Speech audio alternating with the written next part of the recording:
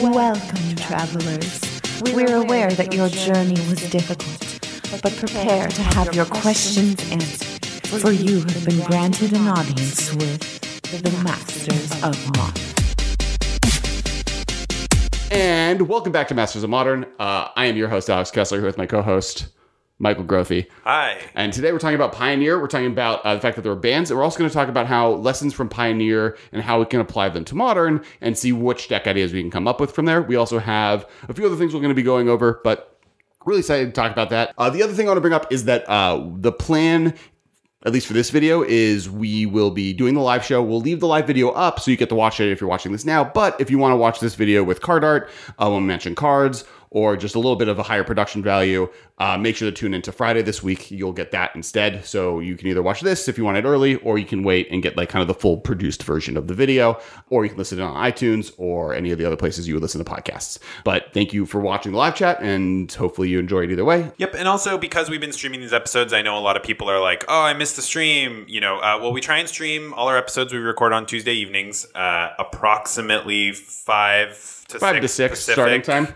But if you want to make sure that you can do it, or if, you know, we decide to stream a random bonus episode or something, it's always possible. You should hit the bell on YouTube and you will get a notification when we go live. I noticed actually a lot of people have been hitting the bell because we went from about 4 people before we went live when we were like in the waiting room. And as soon as I got the notification, I looked back and there were like 11.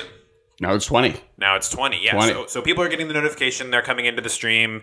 They're, you know, populating our chat and watching the show. And that is what makes a live stream awesome. So. And that's also really important. So we're actually going to start live streaming more often.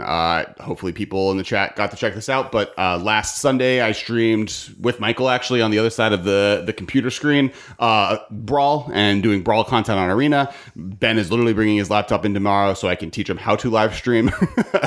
And so we're going to start doing more kind of stream content like that. You obviously have these videos, and we're going to start releasing more videos kind of consistently. At a bare minimum, you'll have the live stream plus the edited produced video every week. So making sure you have alerts on is really important. Also, I have personally a Twitch channel. It's at Kesco, or the Kesco, Kessco is the current Twitch channel. And we also make sure to follow us on Twitter. We are at the MMCast. I'm at Kess Wiley. I'm at Dudard, D-U-D-A-R-D-D. Ben is at Ben Bateman Media. And the last thing is make sure to check out our Patreon. So we have a Patreon. It comes with a bunch of cool stuff. $2 in, you get access to the patron Discord. $5 in, you get access to extra content. Normally, it's a raw video feed. We're figuring out now that we're doing live stream what exactly that means, but you'll get kind of the next level version of content. $10, you actually get to submit a deck list, and we're going to try doing, as part of the live streams or other video content, little reviews on those deck lists. So we actually have one today, as long as we have time. It's a heater. I know, I already looked at it. And then $30, actually, there's like a cool giveaway thing. We have one person donating currently at the $30 level, and he's been doing it for the last 5 months, and I have been just sending him cool stuff every month. But you guys could also get that. If you could see below here, there's some things. There's these limited edition dragons, which there were a lot more of, and then we shipped the remainder that we had to Germany for Essen, because I was there for the convention, but we didn't realize that German customs are not our friend, and they destroyed all of them. So these are like the last 2. If you have these, you literally lucked out. Limited edition. Limited edition. We might have a few left. We definitely have dragons to give away, so there'll be some dragons if you join this tier. Super Party Battle was another thing that we gave away, which was the game that me and Michael designed. It was the first game we did. On the back of the box is me and Ben. And then this playmat, which is also pretty limited. So we just give random free stuff free because you're donating $30, but we really appreciate it. So that's also we come out with more cool stuff, you know, future Masters of Modern merch, future board games, which we've already designed, battle bosses. We don't yet have boxes we can give because it's still being produced, but once that's ready, there's plenty of other cool free stuff in the future. Yeah, it's going to be just a library of cool things. We don't know what they are for sure. Might be packs. It might be cards printed out like this, maybe not this big, whatever we can ship and figure out how to make. We really appreciate that level. And Christian, I think his name is Christian, is the one person who's currently donating to that tier. So if you're hearing this, Christian, thank you. And I hope you've enjoyed all of the free stuff. So now on to subject matters for the day. So this week in Pioneer, Yeah, big magic news this week is... Big magic news! The first thing was last week after we recorded our episode, they announced officially, I think it was after we recorded the episode, so it wasn't in there. They announced that they will be making a ban announcement for Pioneer every Monday. And this is because they kind of wanted Pioneer to be a Wild West format, which is funny. It's Pioneer, Wild West. Kind of, yeah. Anyway, Pioneer was going to be a Wild West format where they just kind of banned things whenever they felt like it, and you could play it on Magic Online at your own risk. And that would give them enough data to just ban. Mm-hmm. And, it would be like everybody's talking about how good this card is on Twitter. They'll be like, let me look at the Magic Online data. And they'll be like, yep, that's right. Which is kind of what people expect them to do anyway, right? Where it's like, oh, if it needs to be banned, I'm going to put it on my social media because then they'll do it. Well, they were kind of... It seemed like they were planning on doing that for Pioneer. And this is kind of like, they almost like were like, hey, we hear all of your things about Modern, because no ban less Modern is something that comes up pretty regular, right? Like, and people's thoughts are like, hey, we should unban everything, see what happens, let the dust settle, and then restructure the ban list around that format. And because people are always like, free Twin or free, Green Sun Zenith or Birthing Pod or Stoneforge Mystic until they freed Stoneforge Mystic, or Bitter Blossom until they freed Bitter Blossom, right? And interesting enough, almost every single card they've unbanned did nothing after they've unbanned it. The best, I think, is Jace and Valakut were both kind of immediately decks. And then Golgari Grave Troll got unbanned, did nothing for a year. They printed Prized Amalgam, or they went back to a graveyard set. And as soon as they did it, it was like, oh no, we have to ban this card. Amalgam was a big one. But yeah. And Cathartic Reunion. Those two cards, one after the other, between two sets was what put us into a position where they were like, oh right, Golgari Grave Troll is probably too much. But for the most part, there's a bunch of cards, so people have thought of that. So for this, what they created, they're like, hey, why don't we just do it? You guys can try it out. And then they had planned to have no paper tournaments for Pioneer until next year when they started doing it for Magic Fest. So their timeline was kind of like watch Magic Online for a good 3 months plus, and then we start having GPs after that. Mm-hmm. And we'll, at that point, we'll know what the format looks like. We'll make some sensible bans.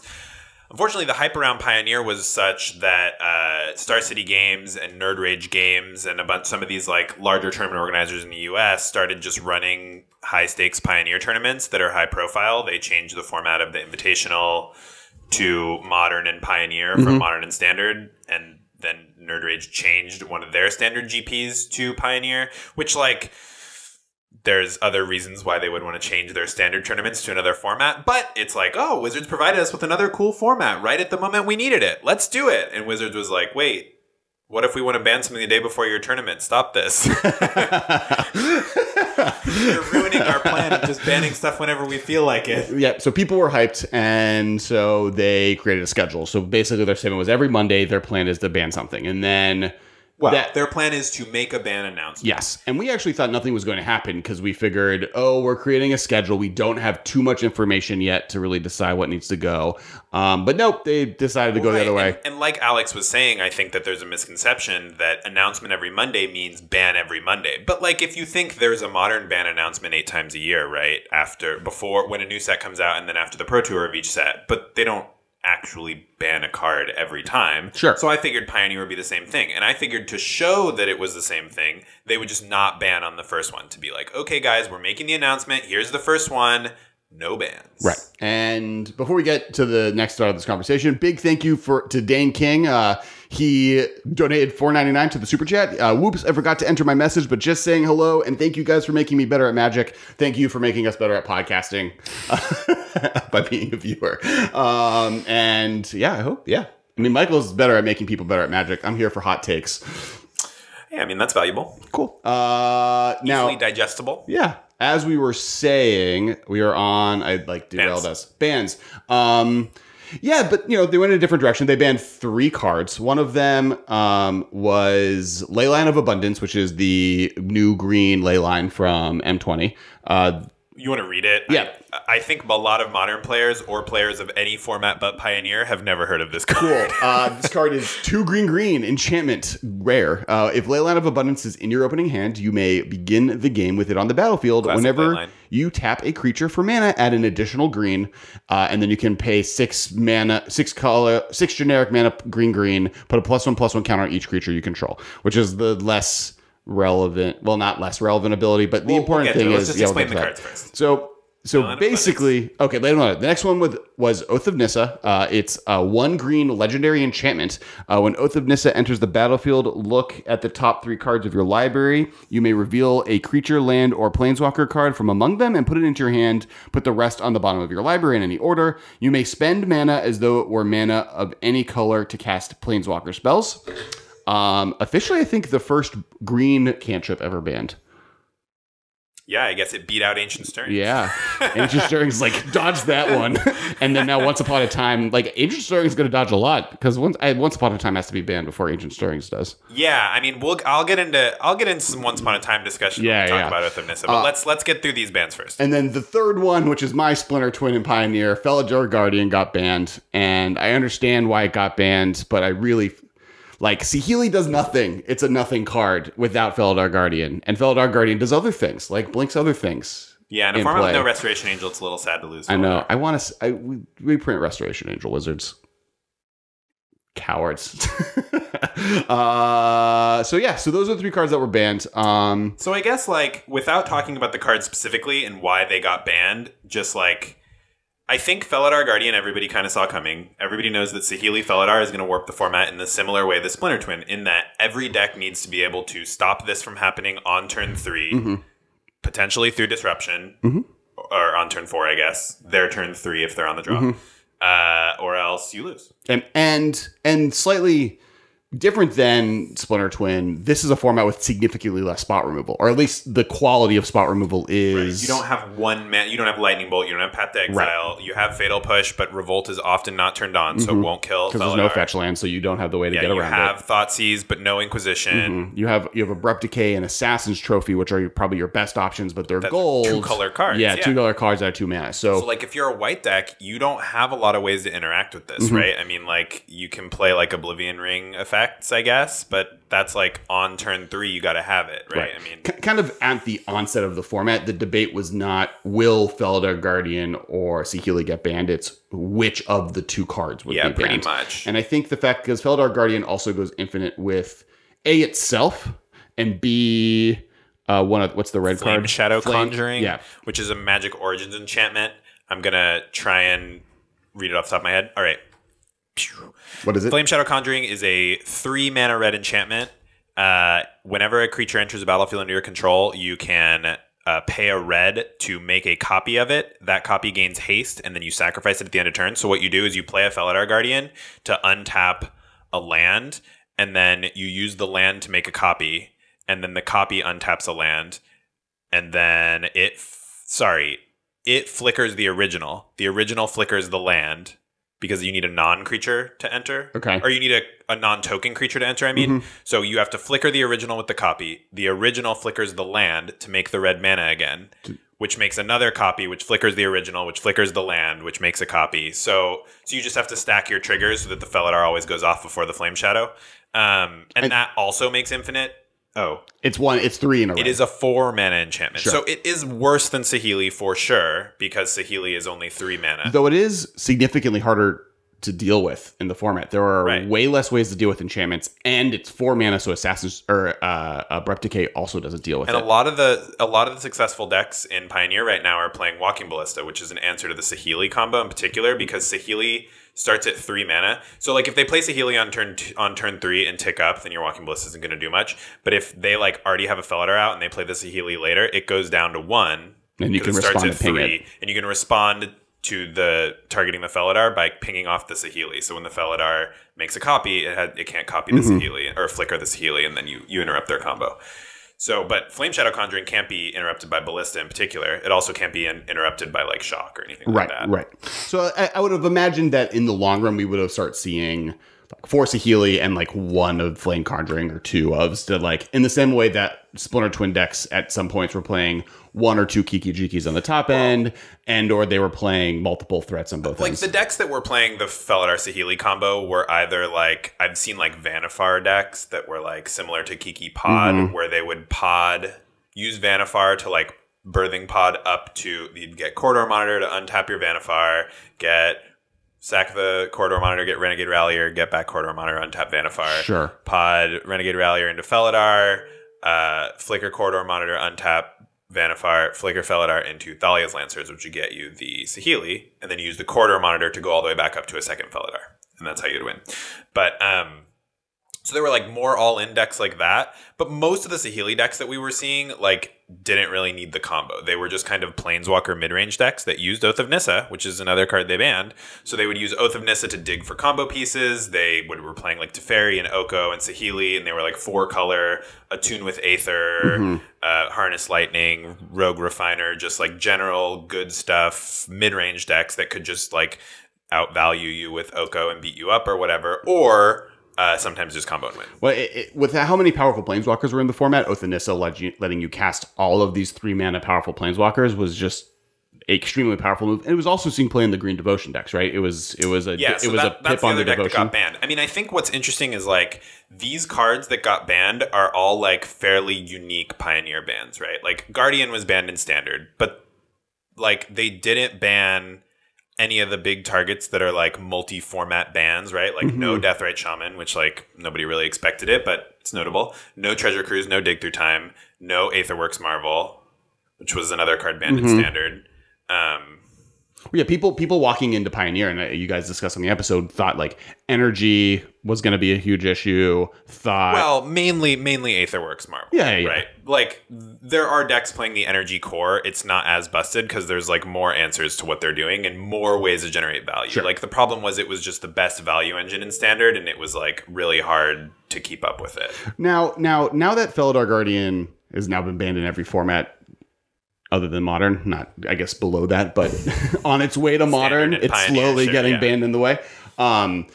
Ben has definitely tried making the second, like the one sad thing about Ben he got sick, so he had to miss the episode this week, was I was excited to hear his take on Felidar Guardian because he's actually played the card in multiple GPs. Yeah, well, it shows up in Modern as like kind of a Splinter Twin deck, well, right? Because it is the closest thing, not the closest thing, but it works with Splinter Twin. Also, there's like weird, cool things. Obviously, it works with Kiki Jiki still, but also a Restoration Angel and a Felidar Guardian get infinite enter triggers. So there's other cute things you can do. There's an angel land, whenever an angel enters play, that you can go infinite with. Life. Wow, Seraph Sanctuary. Sanctuary. There's the 1-mana artifact whenever that's the way most people kill people. Alter the Brood, and you can find it with like trinket mages and stuff like that. 2 Felidars will do that too. Yeah, but 2 not Felidars 2 do it well. Restoration Angels because it's a non-angel creature. For everyone who's tried to flicker a Karmic Guide in Cube or Commander, which I definitely have in Cube. So, so like that's definitely been ported. Ben was playing, and then Kiki Jiki obviously goes infinite with it in the classic way, as does Saheeli go with the Felidar Guardian side. So Ben has played this amalgamation of things. ETB value creatures that you can flicker with your Felidar, make copies with your Saheeli to kind of like have the backup mid-range plan that like you expect from a Birthing Pod deck. So it tends to be a little bit different from Splinter Twin. It's more like mid-range with combo finish, as opposed to Splinter Twin, which is more of like a control tempo deck with a combo finish. Yeah. And then the other deck, like the Vanifar deck you mentioned, was something that was really interesting to me. I mean, one thing to keep in mind with all Pioneer decks is, and like why specific decks in Pioneers do better than necessarily decks in Modern do, is the removal thing we said, where like the problem with the Vanifar deck doing well in Modern, and the reason Vanifar never really found a space, is because Lightning Bolt and Path both are just like... Well, Lightning Bolt doesn't kill. Oh, she's a 2/4? She's a 2/4, I think, yeah. Okay, so Path then being the big issue, and then the ability that you have Fatal Push her more consistently. Which you can push her in this format if you have like a Fabled Passage or something. But like it's tougher because you don't have access to just like 8 fetch lands or more in every deck, right? So, but yeah, you have to untap with Vanifar to win with it, unless you have like a way to give her haste, which like is a little too cheeky, I think. Right. Splinter Twin is gone. RIP Splinter Twin for Modern. But maybe we can make Saheeli Ray decks. I mean, I think actually I didn't even realize the tech, and the fact that the world kind of didn't realize the tech of Flame Shadow Conjuring is interesting for Modern, because that, like, one of the issues with the Felidar Guardian side is it's much easier to deal with Saheeli in Modern than I think it is, and it's such a slower combo. One of the things that Splinter Twin had going for it was that it was instant speed, and now we have the option of an enchantment and the creature that you play once you play, you win. kind of going off. And it also like is a late game value engine if Sure. it's unchecked, right? Like if you play Felidar and try and go off and they have the removal spell, you're like, fine, next turn I'll just play this like Thragtusk, copy it. Like Yeah.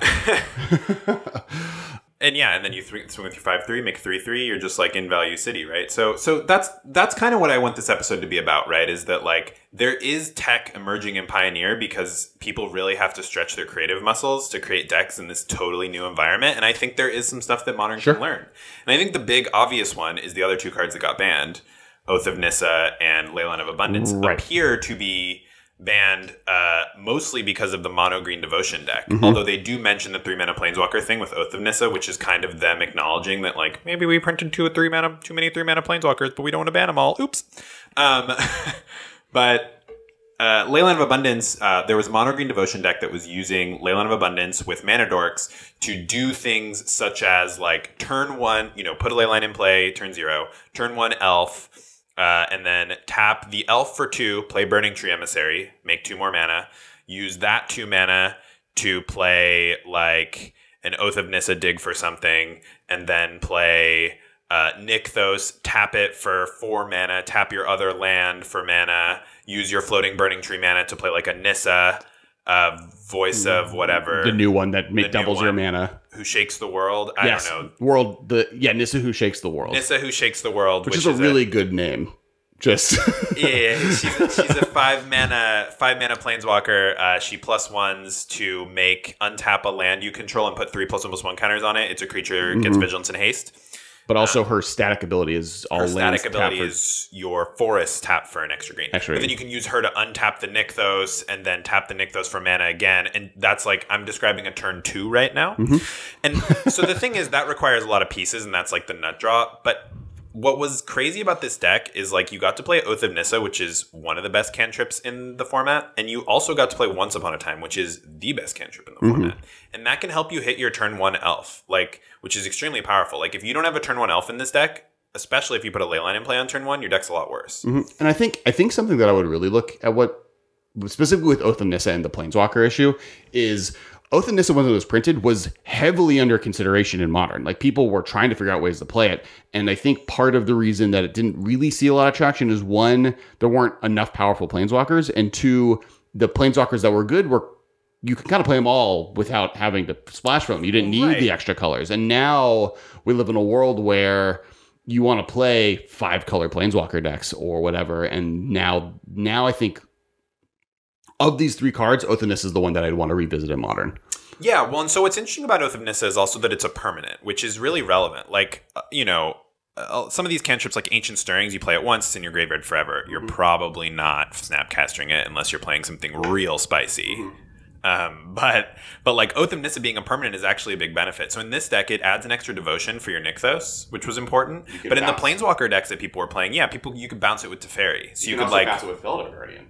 Or Felidar Guardian, right. If so like these Saheeli Felidar decks that were playing like the mid-range 4-color versions that were playing like Teferi and Felidar, you can like flicker this with a Felidar, you can bounce back to hand with Teferi and replay it. I've also seen it like showing up in Kethis decks because it's a legendary permanent. So you can use it to like go off with Kethis, or you can use it to dig for combo pieces, which I thought that was a really cool use for it. And if there is ever a Kethis deck in Modern, I think for sure it gets played. And I think Kethis is pretty close Modern.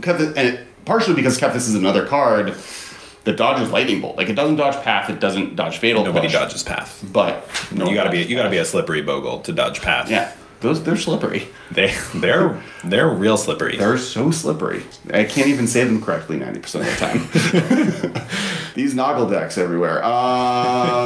Slippery Noggle. Slippery Noggles. Like, the fact that it is an enchantment and that it stays on the board and like you can do stuff with it after it's in play, like I think that's really gonna be more and more relevant. And I think that was gonna be more and more relevant in Pioneer for sure. And it's definitely gonna become, I mean, it is relevant in Modern. And I think that it's maybe a card that Modern needs to take a cue and be like, this was good enough to get banned in Pioneer. What should we be looking closer at it? And I think Oko's a big part of that conversation as well, right? Like, when we did our top 10 blue-green cards in Modern conversation, it's insane how much better the blue-green cards that have been printed since then have become. Yeah, the top 2 got printed in the last few months, right? I think more than that. Like, got Strix. We got Strix. We got Not Neoform. Strix is the original. Oh, no, we It's got the battle Strix. We got the Codal. We got Neoform. We got Growth Spiral. Oko. Growth Spiral. Yeah, Growth Spiral was in Ravnica. Yeah, Growth Spiral got printed. Ravnica Allegiance, I mean. Like, that's 4 of the best blue-green cards ever printed in the last almost 9 months. Yeah, because originally your top was like Slippery Bogle, which it's still probably above some of those cards, but yeah, but kind of. It's not that good. Yeah. So like that's insane, and kind of was also the limiting factor on there ever being like Sultai decks, right? Or like there was never really a good reason to be playing that color combination, or really blue-green in general. Bant is another color combination that, like, the one time I tried, I was playing not Lore Scale Codal. That's the new card. Coiling Oracle. And it was just like not good enough. And now we have just like all these reasons to play the color combo. And but Oko is kind of the biggest one, and Oath of Nyssa easily slides in with Oko to make that like work together. Yeah, I mean, Oko can't turn it into an elk, which is sad, because Oko likes random stuff lying around that he can elkify. So that's why you see a lot of like Arkham's Astrolabe kind of fitting in the Oath of Nyssa slot in Oko decks. Like, you'll see a lot of Snow Oko, maybe playing, I always want to call it Strix, Codal, just because you're playing Snow already. But that way you can like turn the Astrolabe into a 3/3, and you can't do that with Oath of Nyssa. Like, Oath of Nyssa to me slots better with like Teferi, because you can bounce it, or like, I don't know. I mean, I think the Planeswalker thing is not even super relevant. Like, it was very relevant in the Saheeli deck because the mana is worse in Pioneer, and also it finds both your combo pieces, Saheeli and Felidar. Well, kind of the point, more of the point is that the ability to play Oko and Teferi and maybe a Saheeli Liliana and Saheeli, like, there's like a lot of good cards at the 3 in that level that, like, I can see it being more relevant. Now, Uber Ninja in the chat just posted the 5 color Walker and Modern list. I would love to see that. If you could actually tweet at us at it, it's at the MMCast. I'll retweet it and share it to the world. But like, I think there's a lot of cool stuff to do with the card. I think it's very powerful. And yeah, the Kethis deck is another great place to point at. Yeah, because it finds your combo pieces, and you can like cast it from your graveyard to dig, and then the other one dies. So if you're like going off with Kethis, you can use 2 Oath of Nyssa because they're legendary to kind of like dig for pieces, right? By replaying them each time you activate Kethis. And then also, I mean, it's legendary permanents you can just exile from the graveyard if you're like milling yourself with Diligent Excavator or whatever. Yeah, I mean, I think Oath of Nyssa fits in a lot of cool ways because it is a uniquely permanent cantrip, right? But also, this mono green deck just like could just port into Modern. And I think the reason that we hadn't seen anything like this in Modern is because Once Upon a Time has been insufficiently explored in Modern. I really think that Once Upon a Time is the card that made this deck tick. And I think Oath of Nyssa, despite being like a powerful card that slotted into multiple decks, I think took the bullet for Once Upon a Time, because Once Upon a Time is a new card that they don't want the bad publicity of banning yet. Well, and Modern has... Modern is often slow to react, especially to a bunch of new cards printed all at once that you wouldn't think would necessarily go together. And then 2, kind of once all these cards were printed, we were at a Modern season. We're like into fall, people are focusing on Pioneer. There's not really another Modern GP a lot of Standard tournaments, and people have been focusing on Standard. And then, Pioneer came around right when people started getting sick of Standard, which is why we saw these big TOs switch their And at the same time, Pioneer. And Brawl, even like Brawl Online, like there's a lot of different buzz right now. There's a lot of different ways to play Magic, and which is why we're even talking about Pioneer right now. But the fact is that Leila of Abundance, Oath, and Once Upon a Time, and Nyssa and the World. I think she's an underexplored card in Modern as well. Yeah, and like Mono Green Devotion has always been a little bit of a thing. It's been a very casual focused deck. But there's always been 2 versions, and there's actually been 2 versions in Pioneer too. And the other version actually didn't take the hit. It's like the aggro version that plays Aspect of Hydra, like a mono green stompy,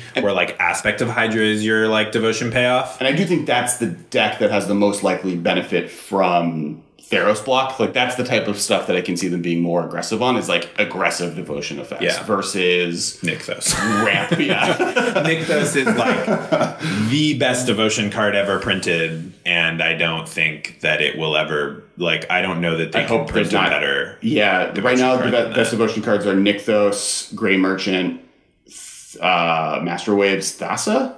Something like that, yeah. Aspect of Hydra? Aspect of Hydra might be below that, which is a little sad, really. Yeah. That, like, that's the next best pump spell. Let's do some shout-outs right now. First off, shout-out to the chat. Thank you for watching. We have 89 people watching, but only 42 likes. I feel like chat gotta up that number. Also, if there's a super chat feature, make sure to check it out. Obviously, if you can afford it, this podcast, we work really hard on it every week. We're working hard now to come up with a bunch of new content, and any contributions help. And we'll do a big shout out, and we'll make sure to talk about what you talk about, and you get a nice little highlighted thing in the chat. Also, we're now going to start doing live streams of the podcast every Tuesday, but also start doing live streams of gameplay. Me and Michael jammed some games of Brawl over the weekend on Sunday. So make sure to hit the bell button so you hit it alerts you once the YouTube channel goes live. There's also, I now have a Twitch channel, so Kesko is the Twitch channel. You can watch him stream the magic that you see here. Also, you can watch him stream shooters. Yeah, Apex and Destiny. More importantly is the magic. But hey, if you want to watch some Alex Plays Apex, you can watch that too. That's true. Or other games. On his Twitch channel. I don't think he streams that to the Masters of Modern YouTube. Right? No, I can't. The system can't do both. Oh, that's good. I have to choose. It's probably better to keep the Masters of Modern mostly Magic focused anyway. That's the plan. They might not be Modern focused, but it'll be Magic focused.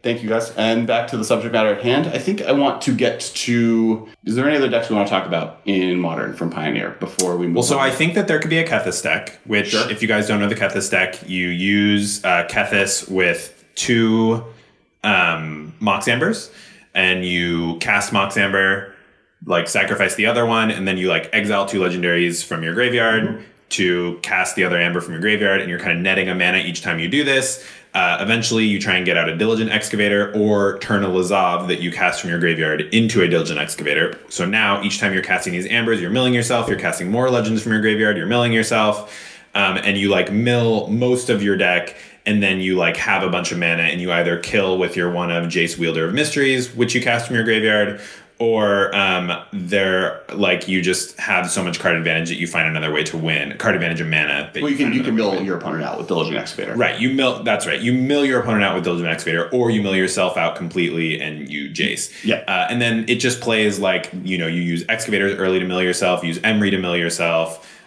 You just like kind of dig through your deck and try and set up this situation. And then you play almost entirely legendary stuff. So in general, you're playing like these legendary in Modern, creatures. You would play even more because there is a Modern Kethis deck. I mean, that it hasn't made the format, but the fact that you get access now to Mox Opal, which is obviously an upgrade. You get both Moxes. You get access to Mox Opal. You would have to do some interesting stuff to this deck to hit Metalcraft, but I think it's potential, right? I think they do play Mox Opal because got it. I guess I haven't seen Modern. I've seen Modern versions. I haven't seen a Modern version. Because you play 4 Hope of Gariper. You play 4 Mox Amber. You play 4 Mox Opal. You play 4 of the other 0 cost artifact that lets you draw cards that I'm forgetting. Oh, from your favorite set, Mishra Bauble, and then you play some amount of artifact lands maybe to turn it on. Yeah. But then you also play the legendary lands, the blue ones. Do you play Darksteel Citadel? I think it's like a 4-color deck.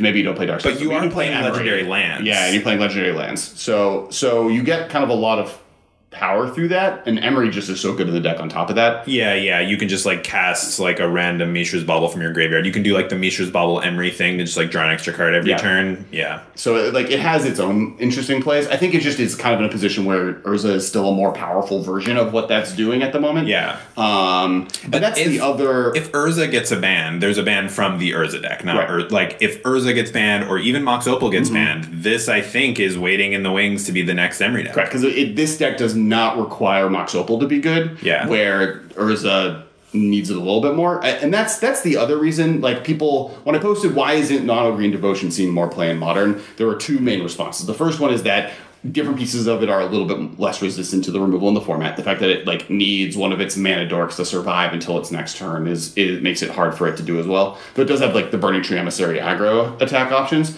The other thing people brought up is that just like Tron's still better. Like the fact that like Tron is more Tron is more consistent, but it's less explosive. And I think that with Oath of Nyssa and Once Upon a Time, this deck uses those cards so much better than Tron. You're getting to the point where you're like more explosive and maybe more consistent. You think it uses Oath of Nyssa and Once Upon a Time better than Tron uses, say, Map and Ancient Stirrings? I think it's like close. Okay. I mean, yeah, I agree. Like Map costs more mana for sure. Sure. And you get to have these turns where you like activate Nykthos for 7 mana, play, frickin' Nyssa, untap it, make 9 mana, and you just like get to do these outrageous things. And you can obviously do them starting turn 2 or 3. But if you end up doing it later in the game, like the deck grinds okay. You're playing some late game air, like Mana Dorks and Burning Trees. But, like, obviously Tron has some late game air. I would say that it has a little bit less, which makes it more consistent. Mm-hmm. But, like, access to late game Once Upon a Time when you have, like, mana but no payoff, like... They both have, officially, with Oath of Nyssa being some of the best cantrips of all time. I mean, easy top 20 cantrips of all time, and maybe all of them are top 10. I think Once Upon a Time is, like, definitely one of the best cantrips of all time. Yeah. I'm going on record. Yeah, I think you can say top that. 5. Top 5. So, like, this is the world of things. Brainstorm. We're getting Alex on ranking stuff. I know you've opened Brainstorm, Preordain, Ponder, Serum Visions. I put it above Serum Visions. Above Serum Visions. It's above Serum Visions for me. That's close. That's close. So, Once Upon a Time, I think, is more broadly good than Ancient Stirrings. Ancient Stirrings, being highly specific, is very good at what it does, but it also costs mana. So, like, this deck in particular is looking to hit its 1-drop every game. Mm-hmm. And Once Upon a Time helps you hit your 1-drop. It also helps you find Nykthos. And, like, it does those in a way that, like, you don't have time to spend mana on Ancient Stirrings in this deck. So, like, if Ancient Stirrings was creature or land instead of what it is, I think Once Upon a Time would be better in this particular deck. I don't know that it would be better in every deck, because 1 mana is better than 2 if you draw multiples, right? But what about... And like Faithless Tron Looting and blue Faithless Looting. That I'm forgetting what it's called. Faithless Looting is probably better than this. Careful Study. I don't know. I think I like this better than Careful Study. Okay. It nets you a card. Like, Careful Study is only good in graveyard decks. Faithless Looting, because the flashback, is good even in mid-range decks. Right. Like, we've seen Jund playing Faithless Looting sometimes. Well, Mardu was a mid-range deck. Mardu playing Faithless Looting. Yes. Right. I mean, like...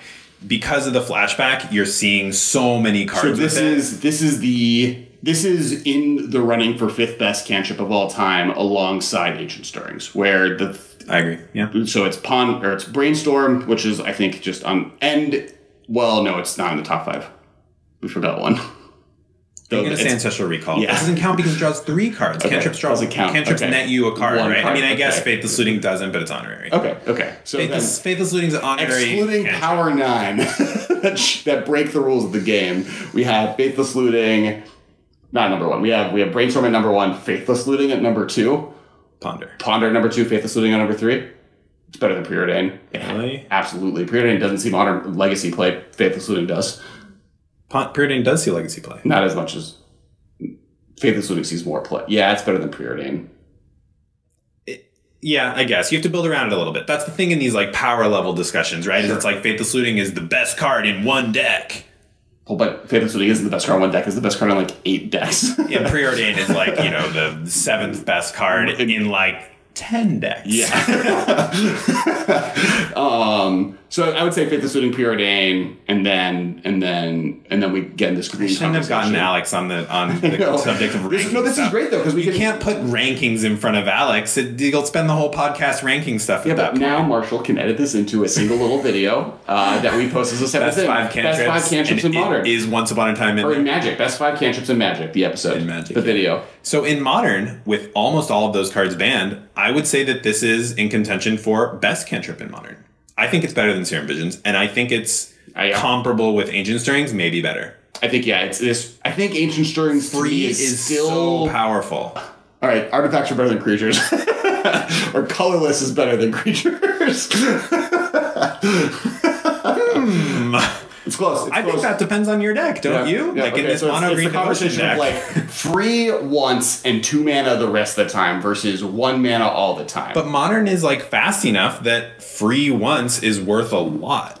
Especially when you're like looking to be an explosive deck like this mono green devotion deck, or like Neobrand, or like Amulet, where like every mana counts in the early turns of the game because you're looking to turn 3 combo. And if you don't turn 3 combo, fine, you just pay 2 mana for it, right? I mean, like, it's not your fave, but it gives you that explosive potential that, like, we're tweeting it out. Mm-hmm. It gives you that 90 people watching. I want to get to 100. Oh, we can live. We are. It gives you that explosive potential that I think is important in modern, and I think that explosive potential is what they didn't like in Pioneer. Like it was just too consistently explosive because it had access to Oath and to Once Upon a Time. And honestly, I think Once Upon a Time is the bigger offender. So between the two, which one gets banned first?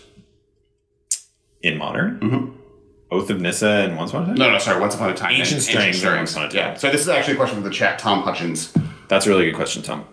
I think Once Upon a Time deserves it, but they're always so hesitant to ban new cards because they sell packs, but it's also like PR disaster, right? Where it's like new cards still making mistakes, right? Like whereas when they ban Ancient Stirrings, they're like, oh, we printed this in Rise of the Eldrazi, we never thought it would be good. Oops. Like and it was a different design team. Yeah, I mean, like it did its thing. Who cares, right? Like right. Bloodbraid Elf spent literally almost it's a decade also on like the ban list because they didn't want to ban Death. Ancient Stirrings is also like an uncommon that's been printed a few times. It's like, oh no, I take $3 out of my deck, right? But like Once Upon a Time is a rare from a recent set. It's like bad PR. People spent money on it recently. It's like the reason they've dragged their feet so hard on getting rid of Oko in every format.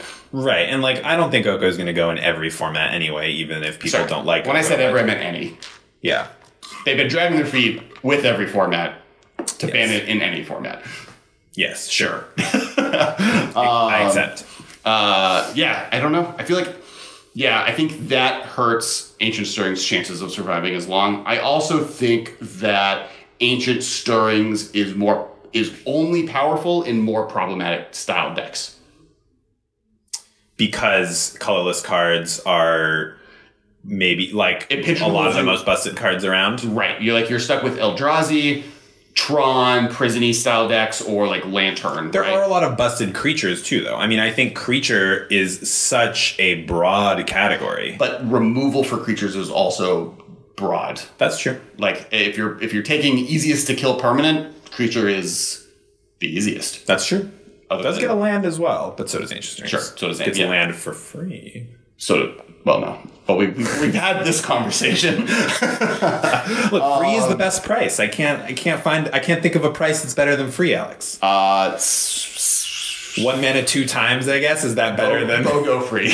Oh yeah. So what about that, right? Like you play 2 Ancient Stirrings, you play 2 Once Upon a Time, spend the same amount of mana. True. 3rd Ancient Stirrings is where you get the discount, right? Yeah. But at that point, who cares, right? Yeah, but over like I would much rather. That's why like what not kicker. If you're digging, what's the you pay Echo?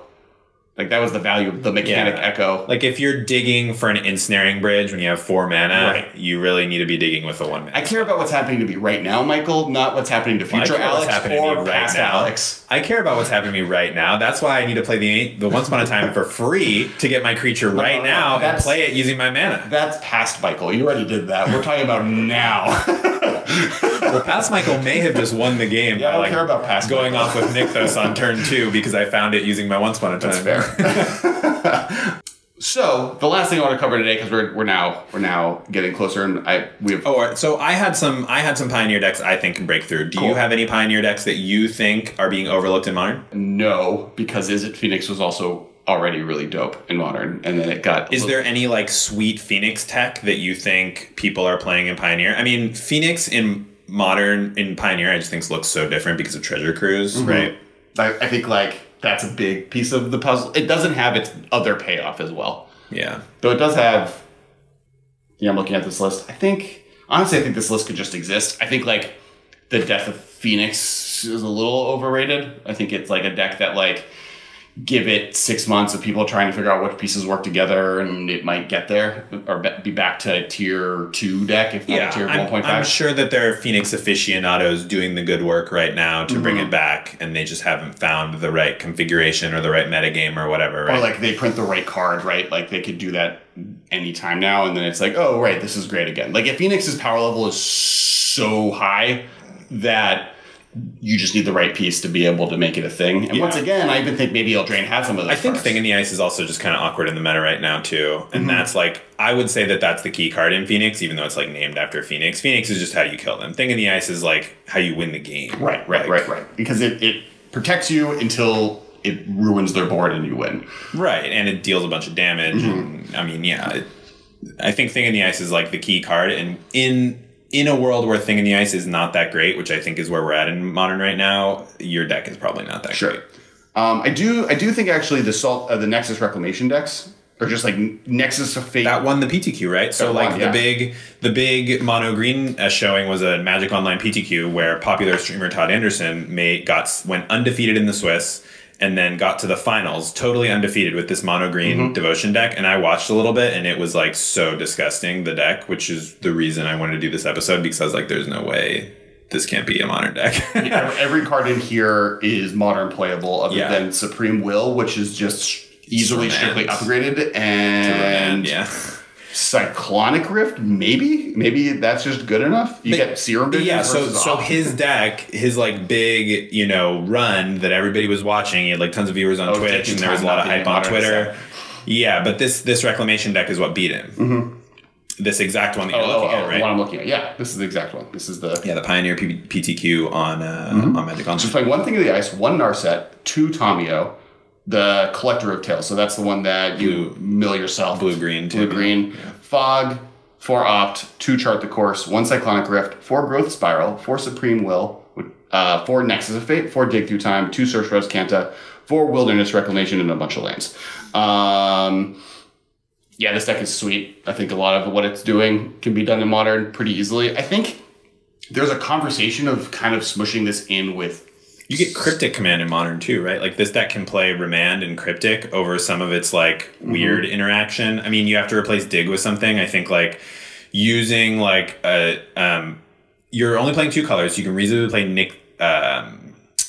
Mystic Sanctuary. So you can play Mystic Sanctuary with Cryptic to like have that little combo going with like, Growth Spiral to like actually help you like go up on lands like a little bit, and then you like... I also think instead of just playing Dig Through Time, like playing 4 Cryptic, 4 Serum Visions, 4 Opt does a lot of that, right? Like you, instead of having targeted dig, you have... Visions. Me too. I'm on the unbanned preordained train. I know. You could also play... What's the card that you were playing? What's in Scape Shift? Telling Time? Anticipate.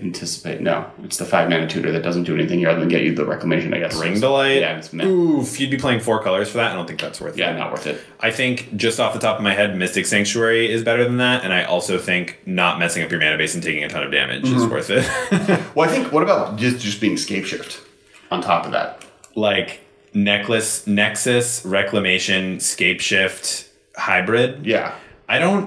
Yeah, maybe that's a thing. I don't know if it's better than either deck on its own, though. Sure. It might be too clunky. But it's like an interesting thing you could test, since they're playing many of the same cards. Right. They're playing the same blue cards, right? You get Snapcaster in this deck, which does a lot of work to replace the digs, too. Yes. Right? Because, like, Snapcastering a Remand is like, you might as well just cast Dig Through Time. Like, it's the same thing. Oh, the Spike Feeders are on. Hey, guys.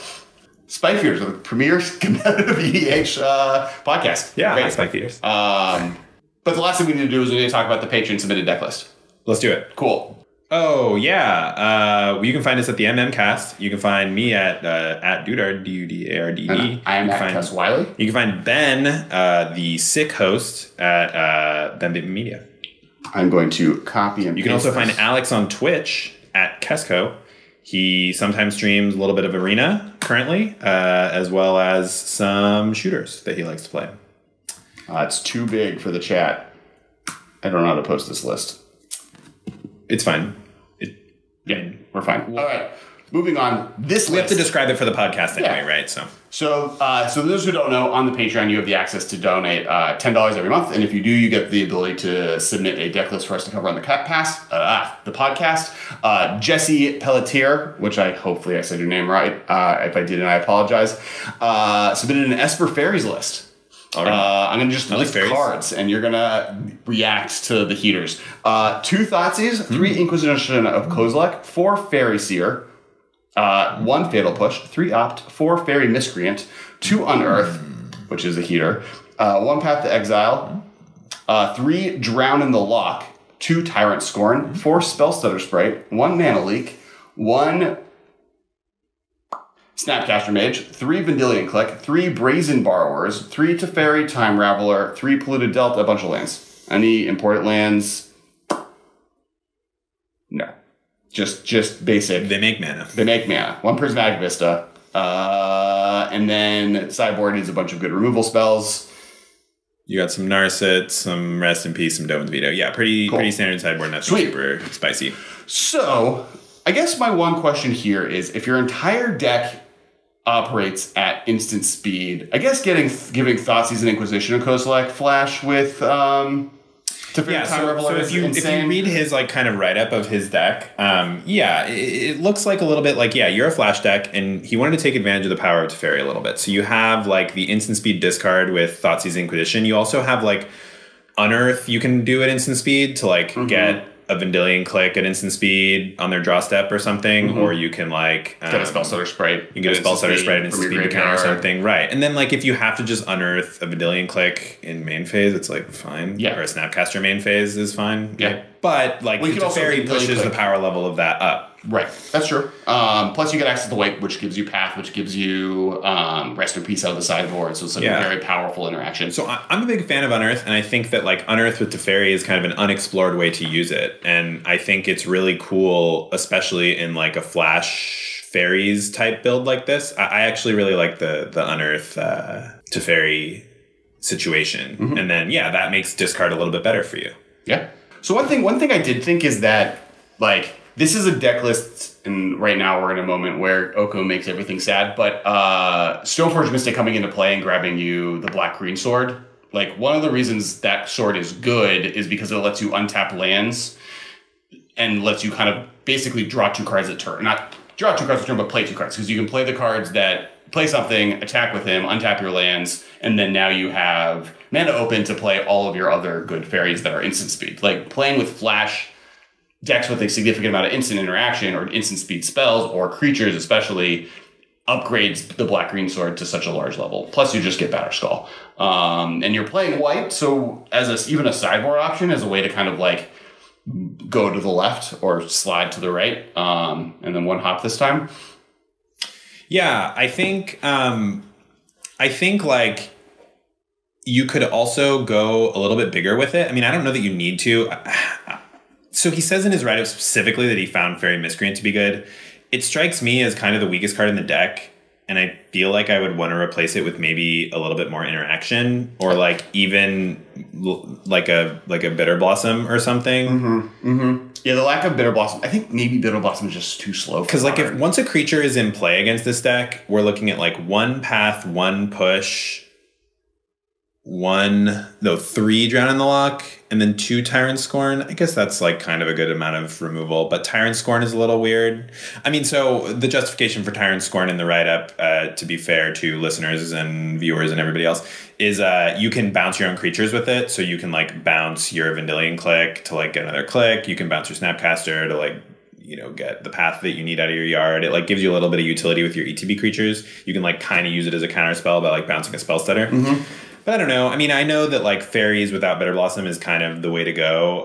I don't know. Fairy Miscreant just strikes me as kind of weird, and I feel like it could be something else. I think it might. That's one card that playing with the deck and making sure does this deck need the card draw that you get from Fairy Miscreant? Having not tested the deck at all, and talking about a card that somebody who has tested the deck is this is good. I feel a little bit like a fool, but I'm also trying to give advice. Yeah. No, I think that card specifically, because there's not a lot of card advantage in this deck, right? There's not a lot of ways to dig to more cards. So having Teferi, which is slow card advantage in some ways, and then Opt is in here, right? But that's more just... I mean, like, if you play Teferi and bounce, like, your Spell Stutter Sprite, you're chill. You're really I think Teferi, the more we've talked about it, seems the sweetest, because it also just, lets you rebuy all of your ETB effects, and then gives you instant speed Thoughtseize, which I don't know if anyone's who's listening has ever cast Thoughtseize at instant speed, but it's great. Yeah, it's pretty cool. It's great. I mean, you could try and fit like Cryptic Command Mystic Sanctuary in here. Like, you're primarily islands, so like playing one Mystic Sanctuary is probably going to be fine, and then that like unlocks Cryptic Command, which is like a classic fairies card, because like passing with 4 untapped mana, you have so many options in a deck like this, because you can Snapcaster anything in your deck. You can like play a Vendilion Click and a Path, or you just get so many options. Yeah, I think I agree though that Fairy Miscreant becoming like a second Snapcaster Mage and a few... Oh, is there only one Snap in here? I think there's only one Snapcaster Mage. Yes.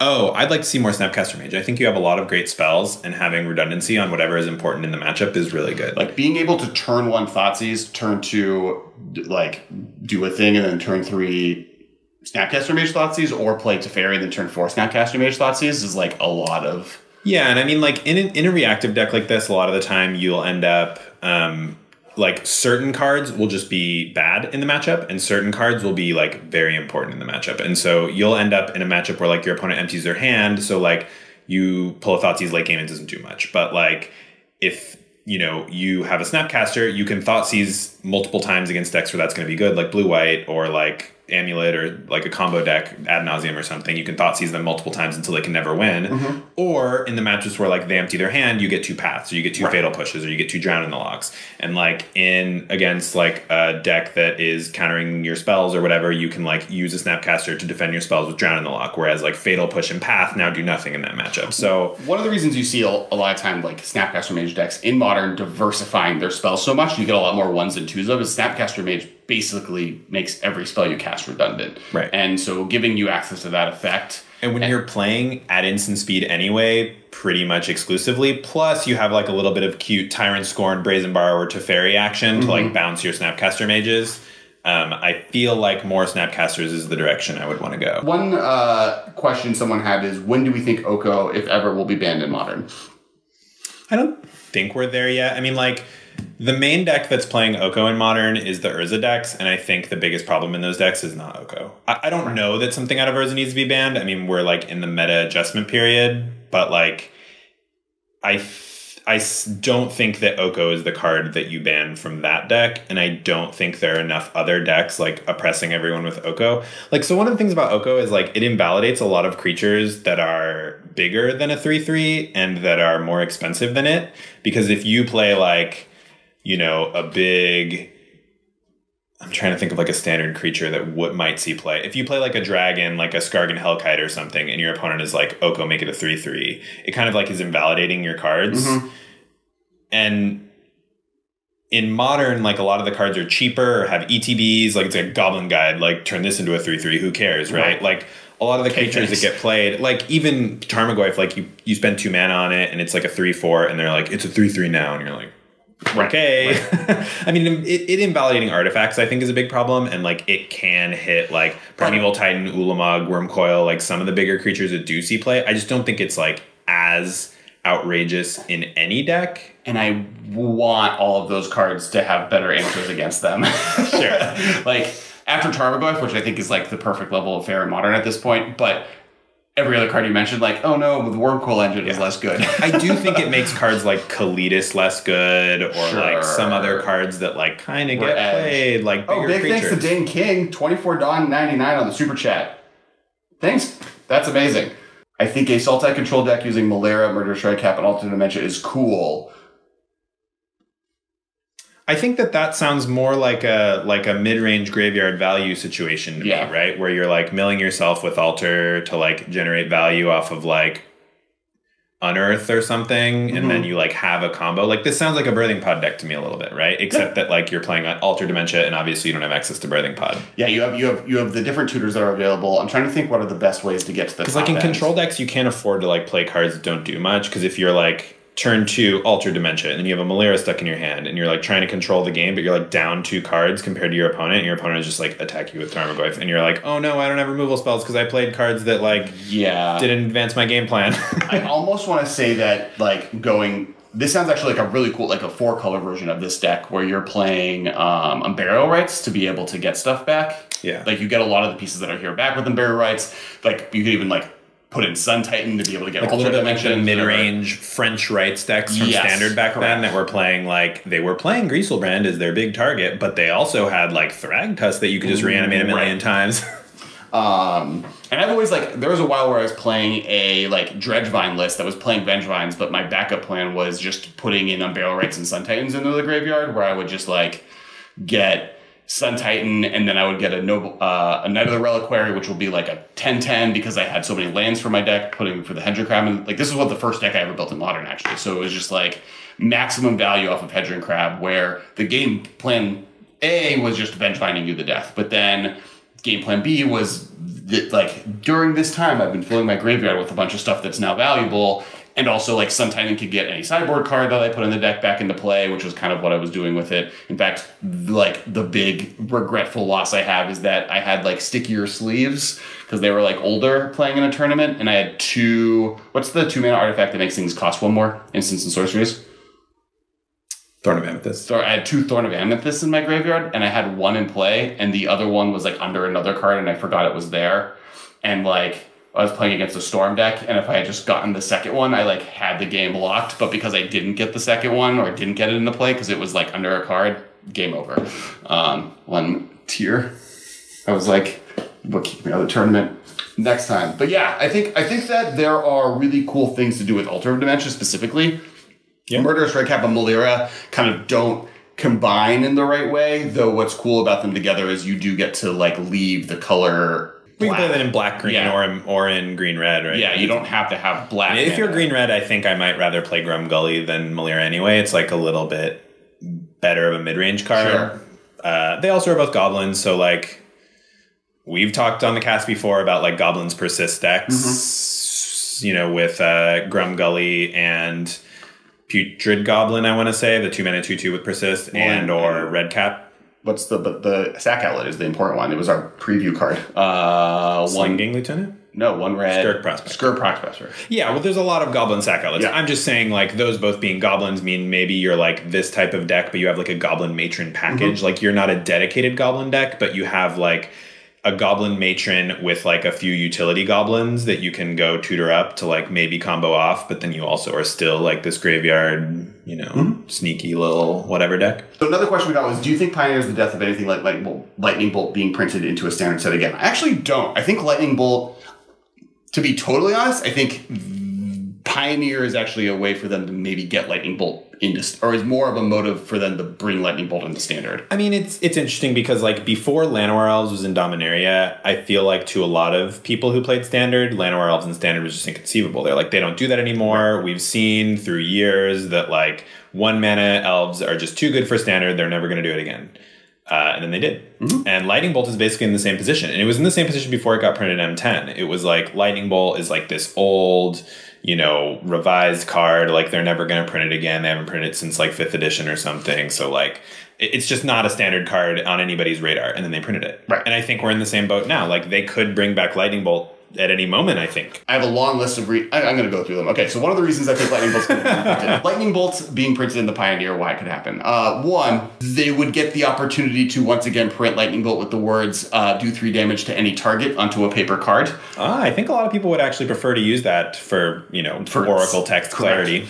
2, the Pioneer format, I think greatest weakness at this moment is it's lacking removal features in the format. I think Path to Exile in Standard is too powerful. Greatest weakness, maybe not. It is definitely a feature of the format. We will see whether it's a weakness or not. But removal being so excluded to black and or black-green decks is something I can see them wanting to spread out. 3, the power level of Planeswalkers is so high, and the Lightning Bolt is one of the best ways to start fighting those cards. I mean, it's a main deckable way. And it's a main deckable way versus like having to have very weirdly specific ones. I literally had a long conversation, and we're eventually going to do an episode of like what white does in Modern and what white could do better. in a future episode, but one of the conversations was like weird roundabout ways for white to handle planeswalkers better. And yeah, like, I mean, like I've had a couple people send me Pioneer deck lists because I've been on the cast so much recently. People are like, you know, starting to hit me up on Twitter and be like, hey, what do you think of my deck? And some of the Pioneer decks I've looked at, I'm like, well, if you're playing black, I think that you want to have an answer to planeswalkers because you're going to be facing an Oko or a Teferi or something, and it's really going to ruin your day. Like if you're playing a controlling deck, it just doesn't have an answer to an onboard planeswalker. Somebody's just going to run away with the game with Oko. No amount of removal is ever going to beat an Oko if you don't have like a Hero's Downfall or something. But that's like such a weird card, you know? Like it's 3 mana to kill something, or like Murderous Rider or something like that. Like you would prefer not to have to do that. Right. But I think you kind of do in Pioneer at least. And I think right now we'll have time. Like I don't think Lightning Bolt's coming out within the next year, and if it does, great, because I love Lightning Bolt and I love to play it in every format I can possibly play it in. But I think that we're in a position where we're going to be waiting until it'll be in a core set, and if I were to guess, I'm going to put money down on 2021 or 2022, Magic 2022. The next one's money down because I think it's totally unpredictable. But I think it's something that like could never happen because it's obviously very powerful. This is just to the ghost. You're going to owe Nick Prince $2, and I gave it to him. He got it. Thank you guys so much for watching. We'll be doing this every week. We're trying to do this every week. As again, the fully edited version of this episode will come out on the end of this week, and it'll have card images and everything out, so you can like see what we were talking about if you missed some things. Also, make sure to check out and subscribe. There's a little bell. You'll get alerts when we come live. Make sure to look at us on Twitter. I am at Kes Wiley. I'm at Dudard, D-U-D-A-R-D-D. At Ben Bateman Media is Ben's, and we are at the Cast. Also at Time Travel, or Marsh Unfocused is Marshall, who does all the editing. Big thank you to Marshall and Time Travel Media for doing all the editing things that'll get this episode out into the world later this week and in audio format. And then make sure to check out the Patreon. There's a bunch of cool stuff I mentioned earlier. You can get cool. We were able to give cool dragons away. There's a copy of Super Party Battle was given away. Today's Deck Tech brought to you by Patreon. Today's Deck Tech is brought to you by Patreon. So there's a lot of cool stuff there. Make sure to check it out. You get access to the Discord. And we'll talk to you guys next week. Yeah. The Discord is a good place. We got a Facebook group. It's also a good place to talk about Modern. Yep. I'm there. Alex is there. And there was one more thing. Oh, we're going to be putting out a survey. Oh, yes, survey. Make sure to check out. We're on Twitter, Facebook, probably in episode descriptions. In this episode's description, we'll put it on that when the edited episode comes out at the end of the week. We will put it in the episode description. Yeah, there'll be a survey. We can go back and put it into this one too, right? Yes, we'll do that too. Everywhere. If you're hearing this, it's available in the world somewhere. Unless you're in the live stream. Unless you're right now. Unless you're in the present. This is about the future, everyone. You'll be able to get access to... it'll give us a lot of information. We need we're doing a lot of new stuff. We're planning a lot of cool stuff. We want to make sure we're doing stuff that you guys want. So if you guys fill out the survey, it helps us understand what you guys are looking for and what we can do better and what we can do. Right, because we're looking to expand with like other pieces of content, either streams or other mini shows. Like we're already talking about cutting out little segments of the episode and making them their own YouTube video to kind of make something more digestible than hour-and-a-half long episodes. And we would love to hear what kind of other content you guys would be interested in. It doesn't have to be Modern. It doesn't, but it can be Apex live plays on Twitch. From Alex. From me. No, Ben. We just got to get Ben to play Apex. I don't think Ben's played a first-person shooter in his life. And he can't defend himself. Alex teaches Ben to play competitive first-person shooter. I would be so stressed out. I can't handle that. I'm not a good backseat gamer. My siblings did it to me, which is very nice of them, but can't handle it. All right. Thank you, guys. Thank you, chat. You guys are the best. Thank you, everyone who listened and watched. Thank you for listening right now, and we'll talk to you guys next week or later this week on the YouTube channel. See ya.